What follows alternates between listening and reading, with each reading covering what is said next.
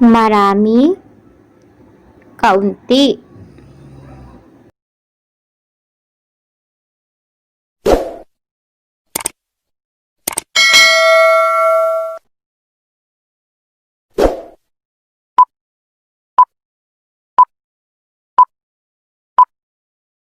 Magandang umaga mga bata! Handa na ba kayo ngayon sa ating panibagong aralin? Ano nga? Okay, dahil handa ka na, bago tayo magsimula sa ating aralin para sa araw na ito, ay kinakailangan natin ng gabay ng ating Panginoon.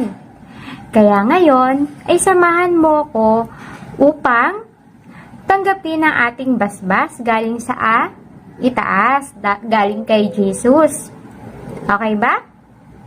Okay, simulan na natin magdasal at manalangin. Sa ngalan ng Ama, ng Anak, ng Espiritu Santo. Amen. Panginoon, marami pong salamat sa mga biyayang ipinagkaloob mo sa amin sa araw-araw. Gabayan mo po kami sa aming pag-aaral at sa bawat gawain aming gagawain. Hilumin mo nawa ang sakit na lumalaganap ngayon sa buong mundo at panatilihin mo kaming ligtas sa kapahamakan. Hinihiling po namin ito sa ngalan ng iyong anak na si Jesus. Amen. Sa ngalan ng Ama, ng Anak, ng Espiritu Santo. Amen. O ngayon naman mga bata ay tapos na tayong manalangin. Samahan mo naman ako ngayon na magpalakas ng katawan. Gusto kasi ni teacher na maging malusog ka at malakas ang iyong katawan araw-araw. So kailangan nating, unatin na naman ang ating katawan. Palakasin natin. Ayan, unatin natin. Kaya ngayon, ikaw ay tumayo at samahan mo ko sa aking pagsasayaw. Handa ka na ba? O, dali na. Ipakita mo nga sa akin na ikaw ay handa na at tumayo ka na maayos at ihanda ang iyong sarili sa ating bagong sayaw sa araw na ito. At kinakailangan, syempre, kabisaduhin mo ang ating sayaw. Naintindihan mo ba? Okay, so dahil naintindihan mo na, simulan na nating sumayaw.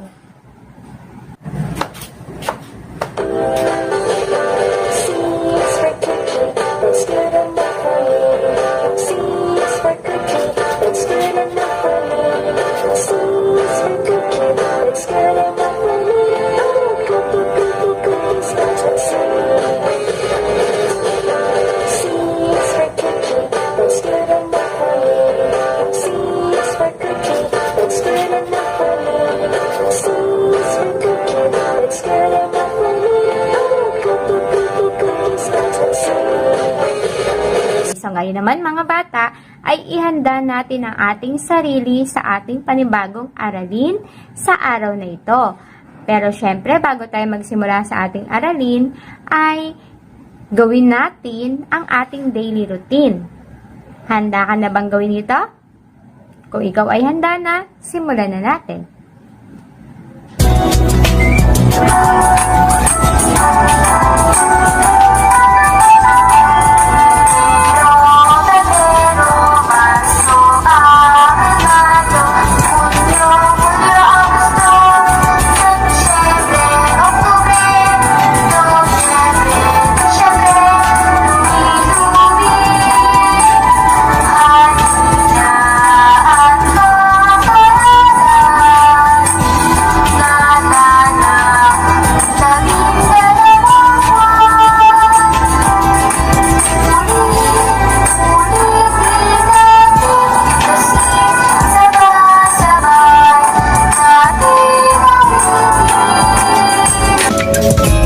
Tayo naman ay dumako sa ating balitaan.